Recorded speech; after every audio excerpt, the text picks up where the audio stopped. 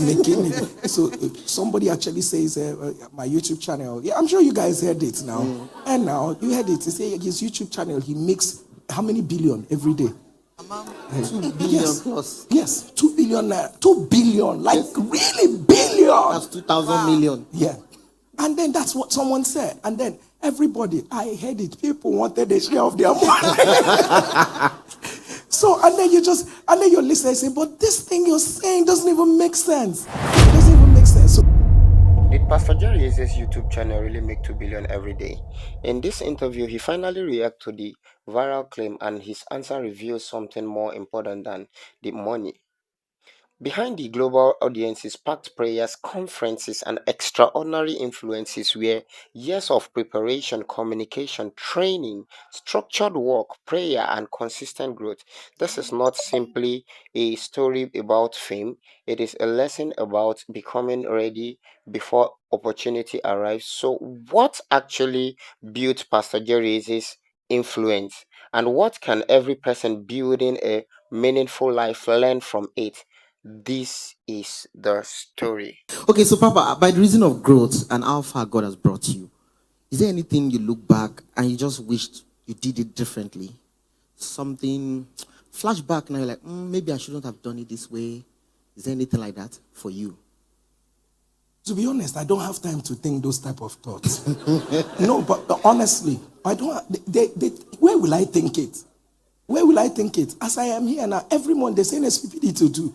People are waiting on you. You don't know how people are addicted to what you're doing.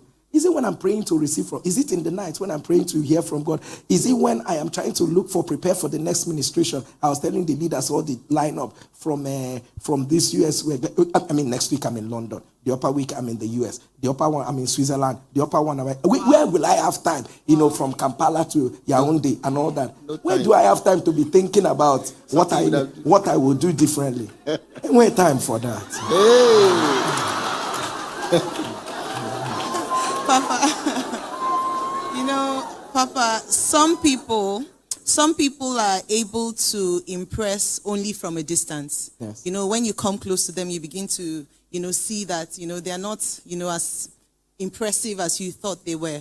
But with you, quite sincerely, it's quite different. The closer one gets to you, the more beautiful you are. You begin to see, Pastor has leadership skills. Oh, wow, he has great relationships. Oh, wow, he's so excellent. He has great work ethic. It's like you tick every single box. And my question is, what or who do you attribute for just how well-rounded you are? Many times you see people are doing well, they are thriving, they're great preachers, but moral failure, they're greedy, there's pride here, there's arrogance. But with you, you're just so well-rounded. Would you attribute it to mentors or your walk with the Holy Spirit? What would you say is responsible for this? Okay, every day I feel like I owe God. Okay. I feel like I owe God a lot. I feel like I owe God. Like, when I think about where I'm coming from, my mother, how I never knew that life was going to turn out the way it did for me.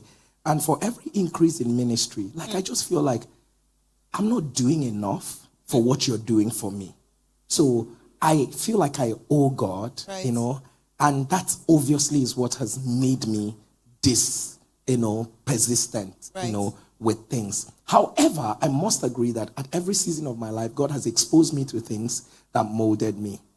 Way back, my starting off, I thought it was a random decision, BCA, many years ago. Yes, sir. Right? I thought it was one of those random big decisions. I was sitting down and I was seeing someone who was reading news on television.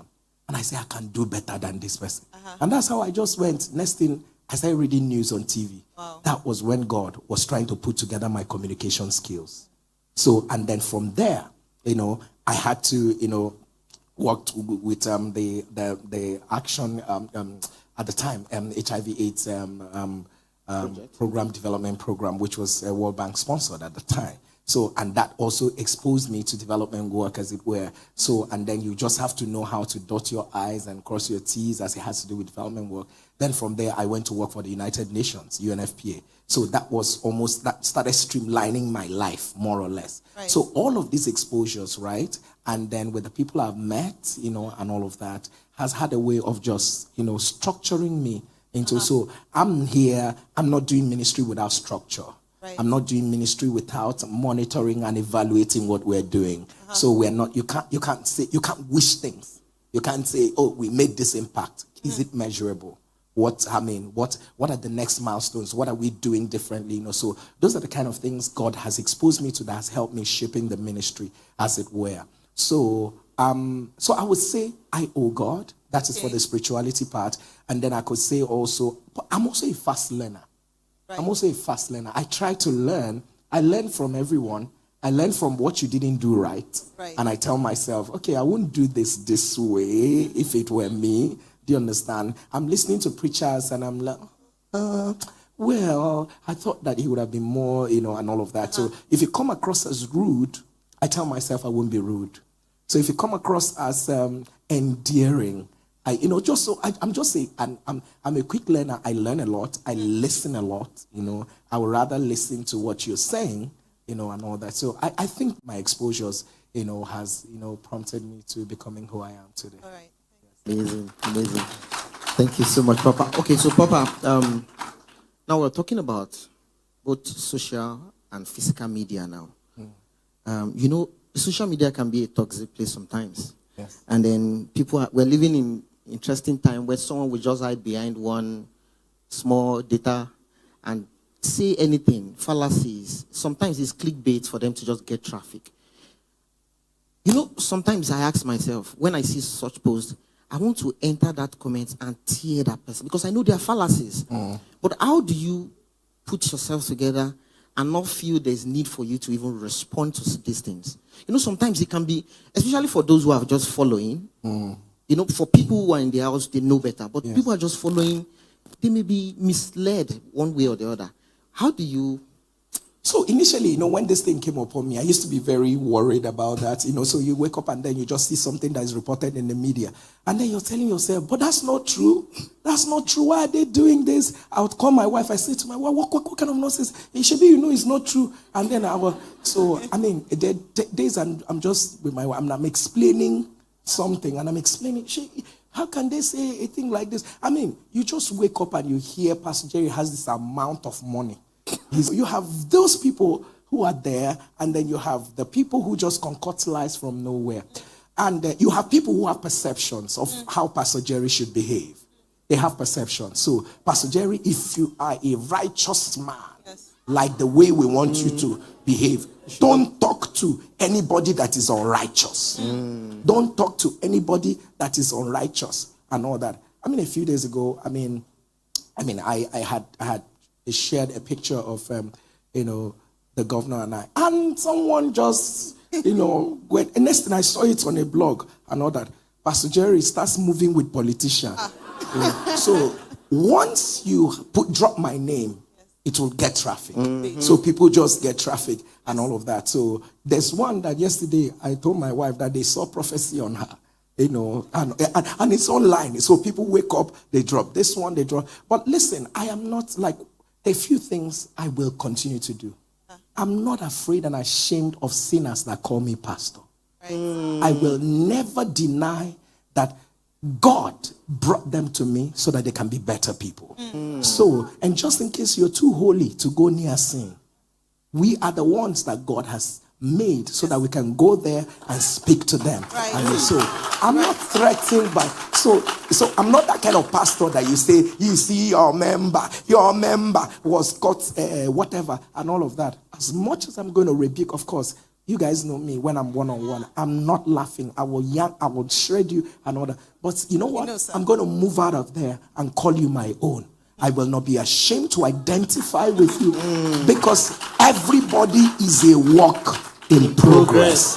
People are getting better. People are getting, because that's what it is. So they're just all of this narrative is just Sometimes when the bloggers they reported that Pastor Jerry should not talk to this person. Pastor Jerry should have nothing to do with it. This person is an actor. This person is an actress. Pastor Jerry should never have anything. Are you kidding me?